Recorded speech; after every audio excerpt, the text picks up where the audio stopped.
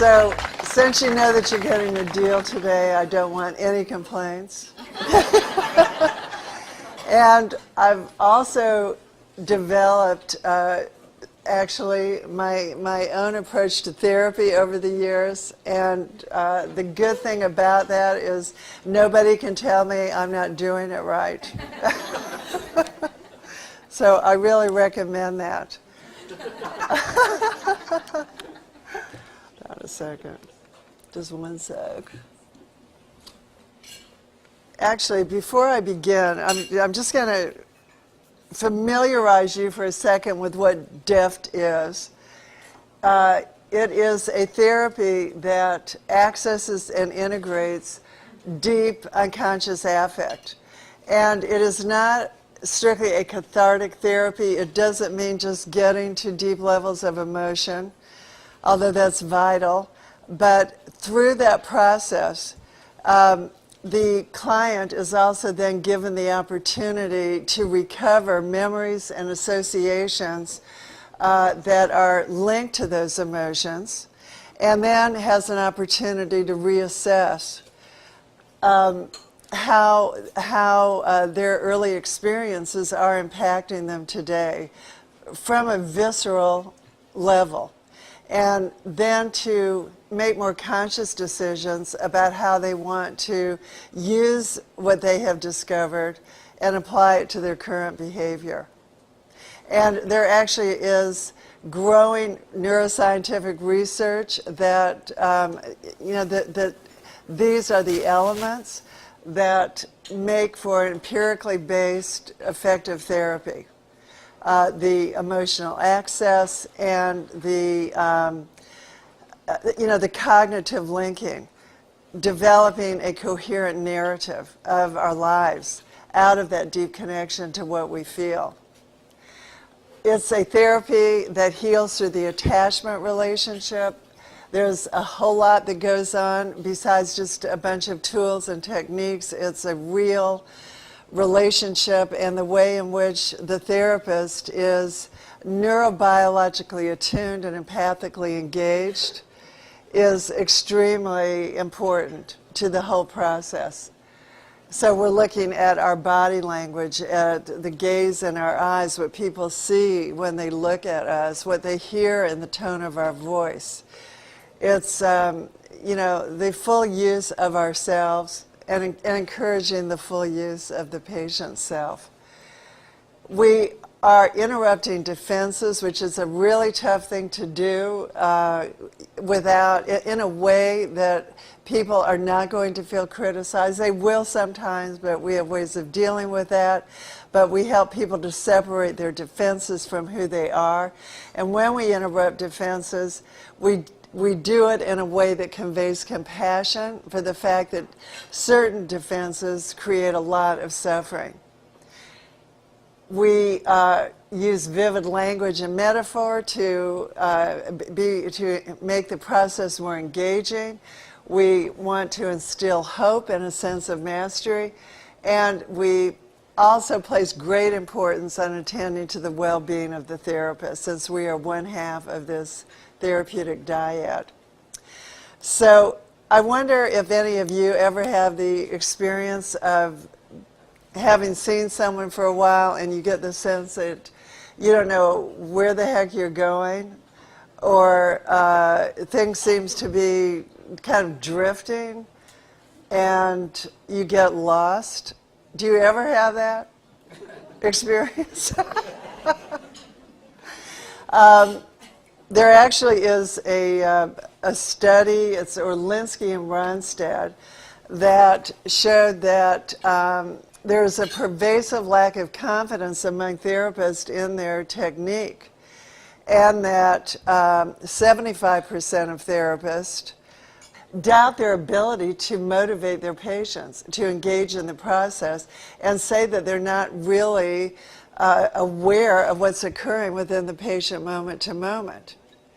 And then there was another study as well by Michael Lambert, who said that his computer model was more effective at predicting client deterioration than 50 therapists and he studied 550 cases. So I guess, the point is sometimes we think we know what is going on with the patient, but we may not. And when we don't know what's going on, we're going to have a higher dropout rate. And I was actually one of these people, which is one of the things that motivated me to do the training that I did. And as an example, I was sitting in the office with a man. He came 7:30 Wednesday nights, and I liked this guy, but I really started to dread this appointment because he was a really bright guy, an intellectualizer. He would talk on and on. And as we were sitting there, and he was very negative, he would ruminate about negative thoughts, and I tried everything, all these cognitive interventions and interpretations, and you name it, I threw in the book, and it just didn't shift that much. And as we're sitting there, somebody in the adjacent office, a client, started to sob, apparently. And the sounds were so loud that it came through my wall. And he and I are sitting there in this dead space, right? And there's all this emoting going on next door. And then the guy next door starts getting angry and just crying. And I'm looking at him, and I know that he has comparable pain, but I don't have a clue how to achieve any real connection with him. So when you think about the ability to motivate patients and the ability to know what's going on moment to moment, they're actually linked. How are we going to know what is going on moment to moment? And by the way, from the perspective of DEFT, what that means is, what is the client experiencing physiologically? Because what we experience in our bodies is directly connected to what we feel. It will tell us about our anxiety, where our anxiety levels are. It tells us a great deal about what our emotions are. Emotions are in our bodies, right? They're not thoughts. So to know what's going on inside a person, we have to know what's going on physiologically in the moment. So you develop a peripheral vision when you do this work. But it's also necessary that the client tell us, because there's a lot going on. If you ask, you might find out their heart is going, just racing, they're sweating, they may be getting nauseated, they might need to run to the bathroom. There are all kinds of things going on often with our clients that we don't have a clue about. So that is one element. What is the person experiencing emotionally in the moment? What kinds of thoughts are perhaps bombarding them, discouraging them, attacking them as we sit together? So how can we know that if the patient is not engaged in letting us in? Now, the problem is that for most of our patients, there has been so much trauma and pain around emotional closeness that people are very afraid to share this kind of intimate information. And therefore, we develop all kinds of defenses or resistances. So even though the person is there hoping for help, there's also often a lot of fear and resistance that's going to get in the way of that. So how do we engage the client? Well, actually, we facilitate engagement. It's not really us who engages. We need to help the patient become viscerally connected to something she passionately wants in therapy. That is the engine of treatment. If we do not know at all times, if the client and ourselves do not know what is driving the patient to be there, they will not be fully engaged. And they will not have the motivation to take the risk, which is often painful, to expose parts of ourselves that we have not exposed before. vulnerable parts. Who would want to do that? Who would want to go through the emotional pain necessary for healing unless you have a strong motivation, right?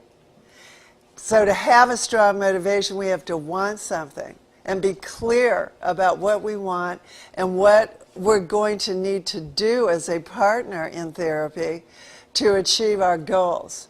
So the engine of treatment comes from within the patient. Does that make sense to everybody? Yeah. So we start out in depth by focusing on what does the client want. Now, we are looking for an intrapsychic focus and realistic goals. If somebody says, you know, I just have a horrible marriage, I want it to be better, well, I can't do anything about the person's husband, obviously, say if it's the wife, or vice versa. So I would need to know what is it going on inside that you would like my help with. You know, that is the only thing I can, you know, do anything about. So we need to help the person get an intrapsychic focus.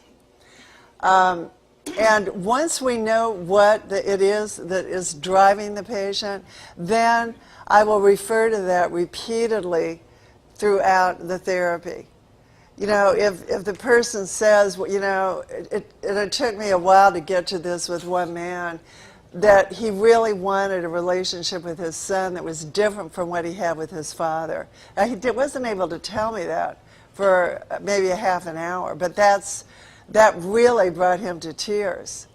And so throughout the therapy, when he was in defense and shut down and cut off, I would remind him, I know you really want this relationship with your son to be different from what you had and with your own dad. And that, boom, he went into some very powerful material and some really important work was accomplished.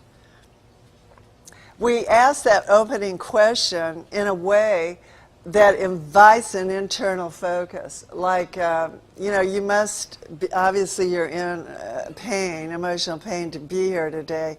Can you tell me what's going on inside, you know, that you'd like my help with?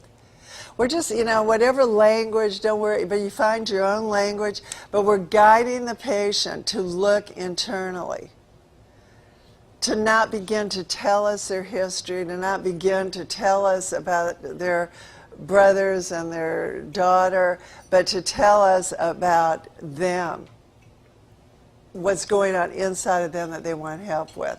We ask about all the goals. We get all of that out front. I don't begin to practice this therapy until the client and myself are clear.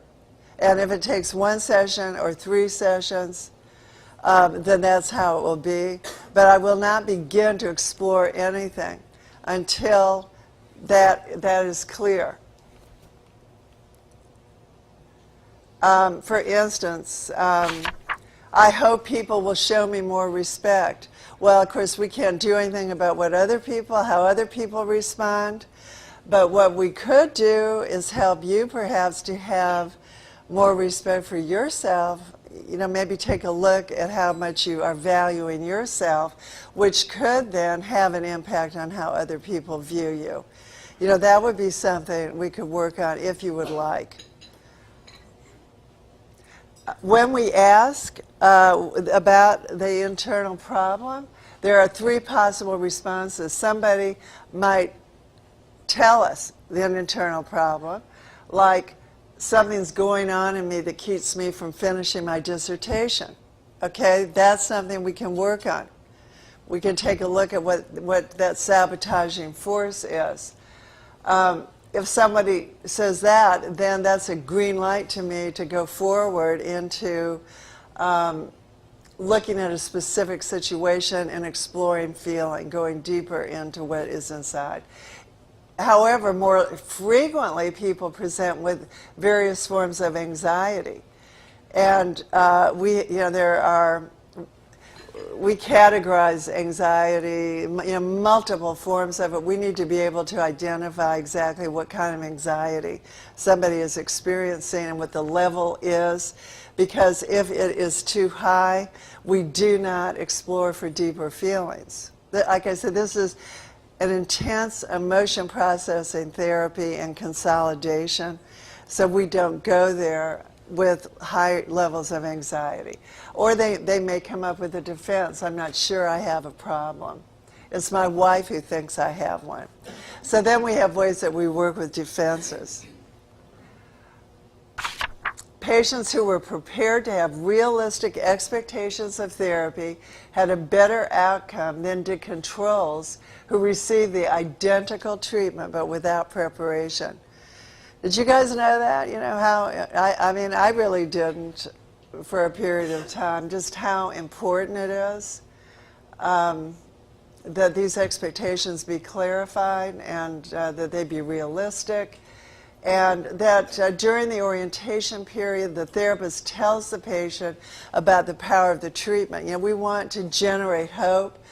So I might say, in my experience, it will be through a process of you and I paying very careful attention to what is going on inside yourself as we sit together. Talk about what you want us to help you with, and that both of us be aware of any physiological sensations that come up, any particular emotions, or any intrusive thoughts. Now, does that make sense for you? Does that sound like something you'd want to do? I convey my faith in this work. I let people know it will be a partnership if they want. I'm going to explore if it's the patient's will to engage in this partnership of mutual attention to the self. That's the foundation for the Therapeutic Alliance.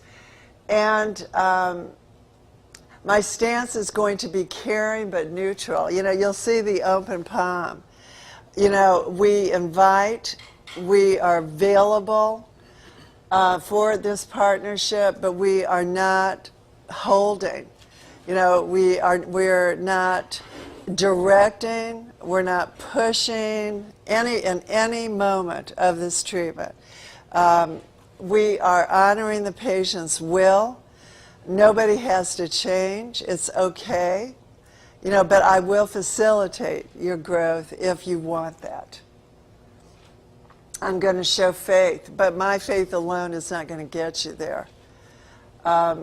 Do you want to show faith in yourself and take this risk now to tell me what you feel? This is really, really helpful. I typically do this pretty much at the end of every session, which is to ask people what they feel about that session. And how they would, I check in periodically. How do you see yourself? Do you feel about your progress so far in relation to your goal to be less depressed or to be less anxious or more confident at work? How do you see your progress? What do you feel is working? What do you feel isn't? What do you take from today's session? In the tape I'm about to show you, this is somebody who I saw some time ago, and I was actually just learning some of the foundational principles of my approach now.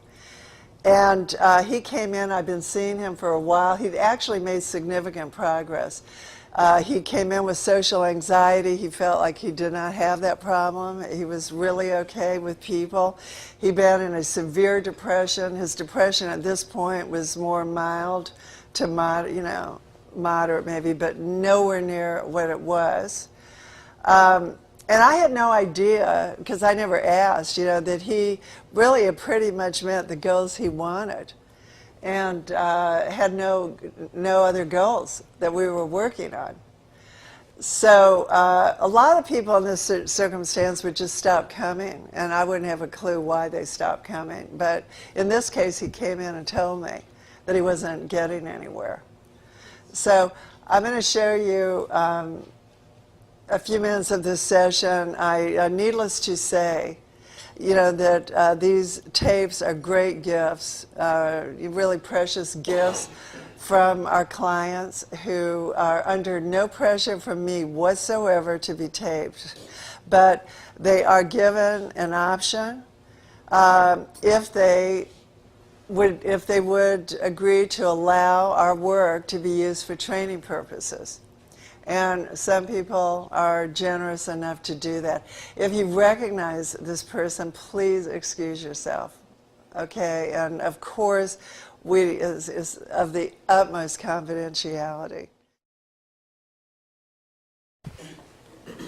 I've gotten a number of clients over the years who complained that the therapists that they had gone to previously were very empathetic and very comforting, but they never got anything accomplished. Right. Are you saying that in this kind of situation there's a danger of doing just that, empathizing, comforting, being with them in it? Absolutely, Roger. Good question, good point. We overwork.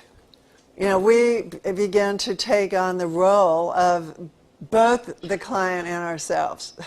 We try to do both roles, and we will fail. And the healthy force within the patient client will remain dormant. It is, you know, through this, just reflecting what we see is going on within the client, allowing them to observe themselves.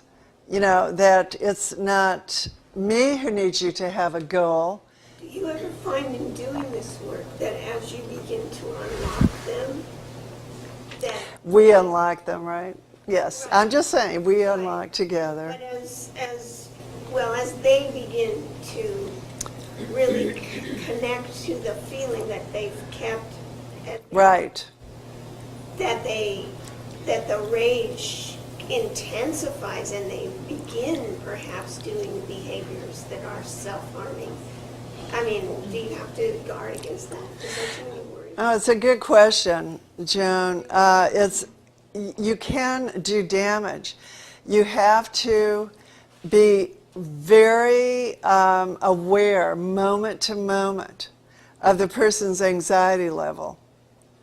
And we have to know that the client can regulate their own anxiety. But yeah, I do not, this is the type of therapy I practice is very powerful and it can be mishandled. You know, you do not want to explore intense emotions without a strong alliance and a good self-regulating capacity in monitoring anxiety and defense. Does that make sense?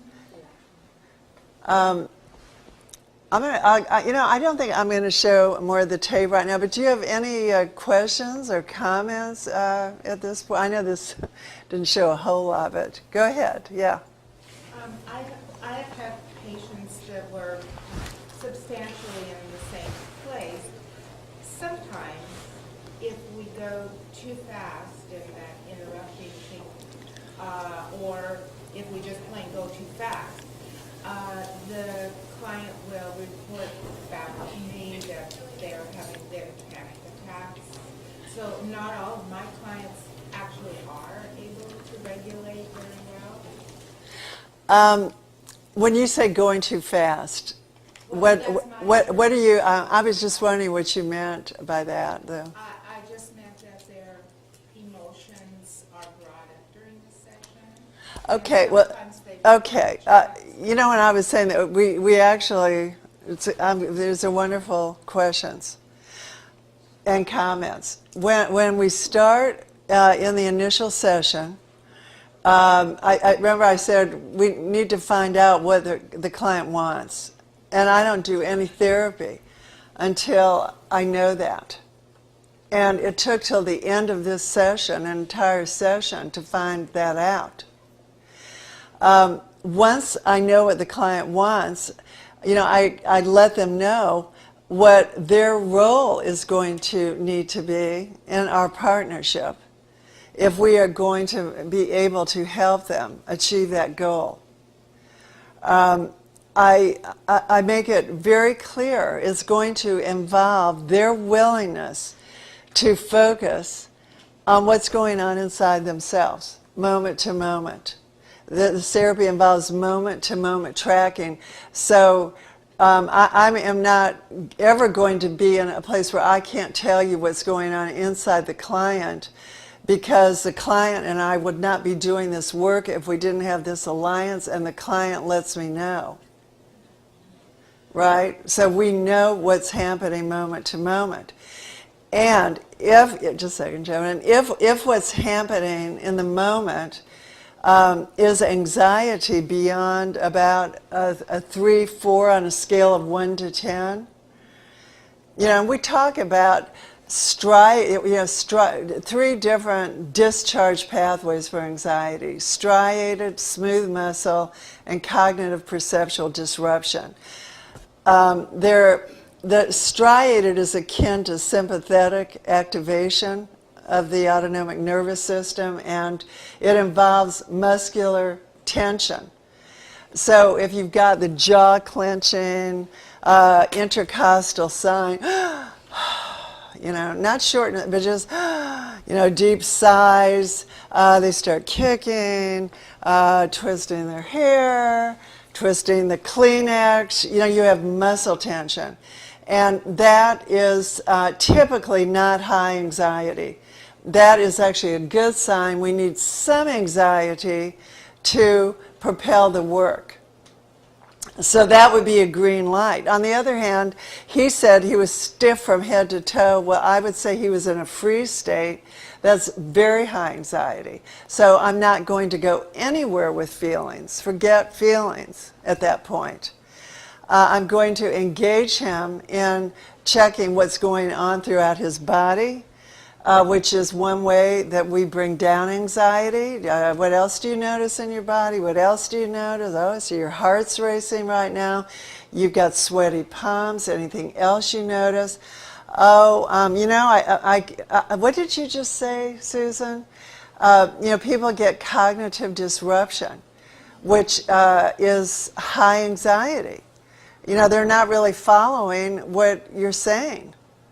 And their thoughts get fuzzy. They lose the train. That's high anxiety. I'm going to draw that to their attention. Gee, did you realize, that you really got anxious there as we were talking about your feelings when, your boss came in and told you he'd replaced you. Obviously you have some really important feelings there, and wow, your anxiety apparently shot up because all of a sudden you can't think clearly. Had you ever been aware of that before? We help people learn about their anxiety, and they're smooth. We call smooth muscle. These are part of the parasympathetic system, where there's nausea. I had a young man in my office the other day. He kept getting frequent urges to urinate. As I explored more what was going on internally, he was sweating. Some people get tinnitus, ringing in the ears. There's, it's a gastrointestinal distress, IBS.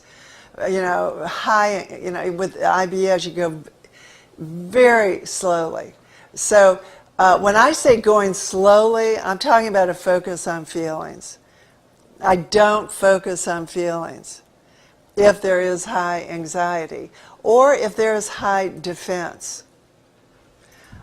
Let me just see though, because I want to leave right now. We got to go to the role play. To protect the confidentiality of the therapist participating in the role play, this portion of the video has been removed. I come from, my perspective is that I want to show respect for the patient's will and choices and that I'm not going to presume what they need or start to try to give them something that they have not asked me for. Sometimes I use this analogy. I feel like a Sherpa. You know, when somebody is saying, "Will you take me to Everest?" I'm not seeking people out and saying, "Hey, you know, would you like to go to Everest with me?"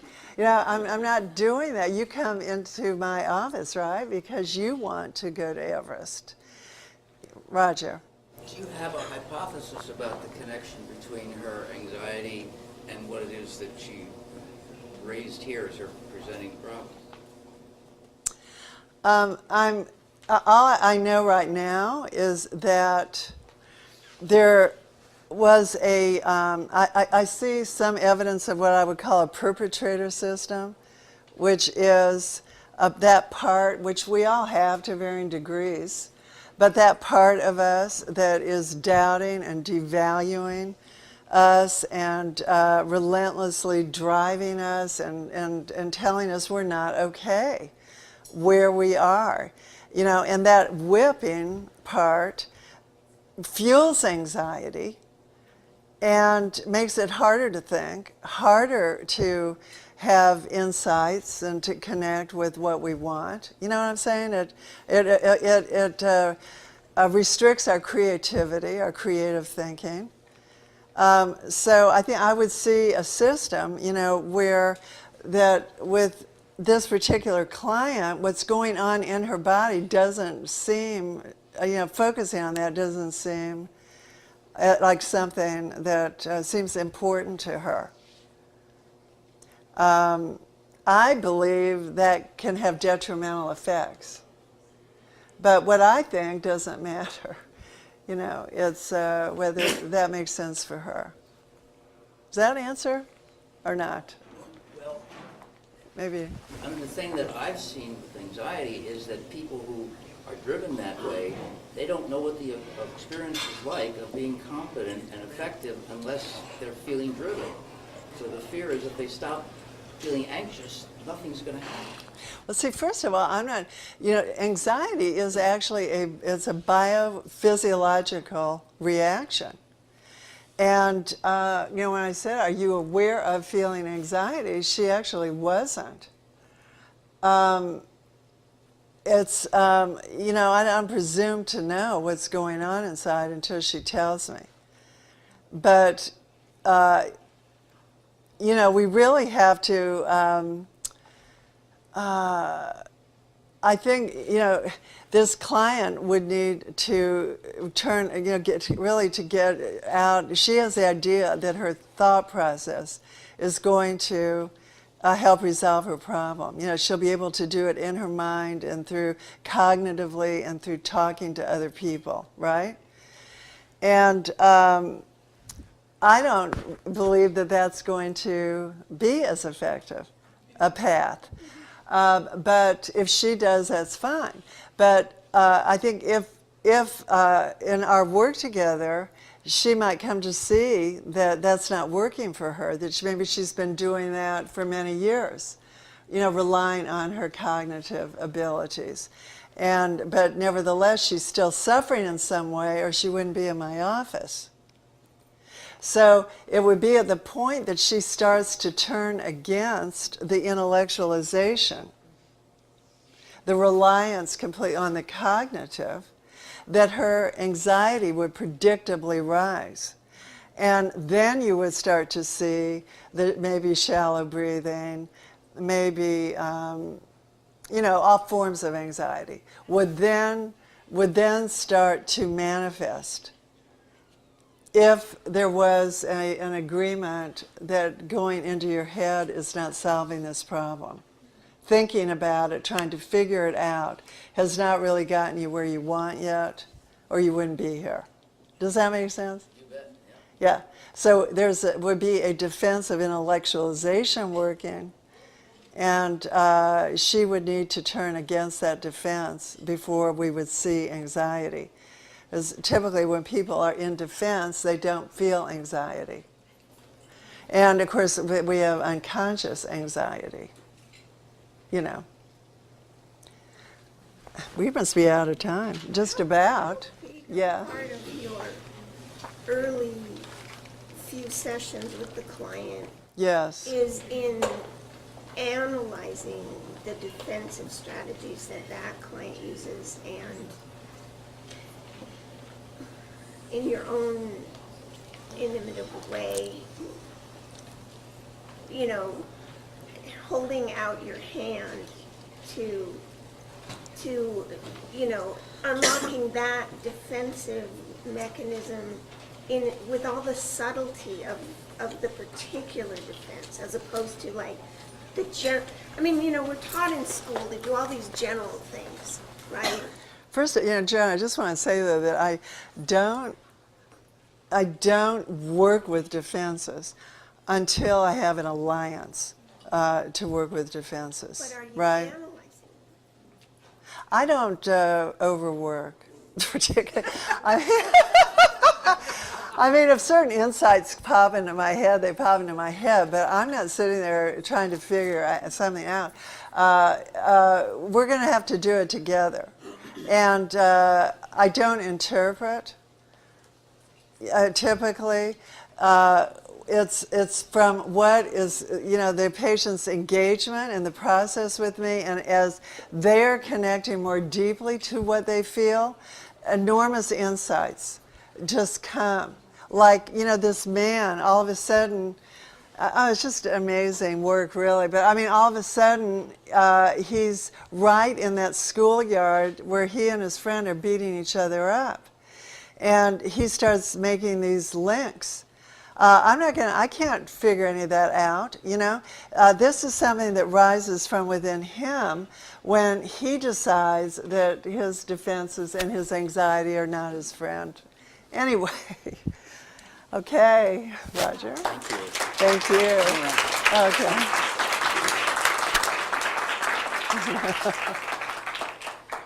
Susan, thank you very much for joining us again. What I particularly appreciated was your kind of putting yourself out here and showing us enough pieces of what you do to get our blood going and recognizing that since you can't complete all of this in an hour and a half, to take the chance on having people have a lot of questions about it that you cannot possibly answer in Right. such a short time. Right. So I'm grateful that you have the seminar coming up Thank that you, people Roger. could go to, and that you're teaching constantly at, I believe, Skirball? in this area? Skirball, yeah, I'm Yeah. teaching their monthly Yeah. training. Because see, I'm here with this question, well, all that's very nice, but when the anxiety finally comes out with this patient, then what are you going to do? And I realize that you have a lot of answers to that. Right, Yeah. right, Roger. So, Roger, may I just really thank you too for the repeated opportunities to be here with your wonderful group, and I have some good friends that I've developed here now, and really appreciate it. Good. Yeah. Good, I'm glad. Yeah. Thank you. Thank you. Esther. We have a little gift to present to Oh, you. And that was we have our nice. How official- nice. Thank you. So very much. Oh, You were yeah. totally wonderful, and on behalf of San Fernando Valley Camp, we so appreciate your outstanding presentation. Okay, and thank you. your live demonstrations, your clarity, your sensitivity, your knowledge. It was truly, truly a wonderful experience. And we thank you so very, very, very much. Oh, that's a gift for for being me. here with us. Thank you. That's a beautiful thing to say. Oh, you guys are great. Shall I open it now or later? Or should later? All right. But I appreciate this. You're such a gracious, dynamic, wonderful group. Thank you.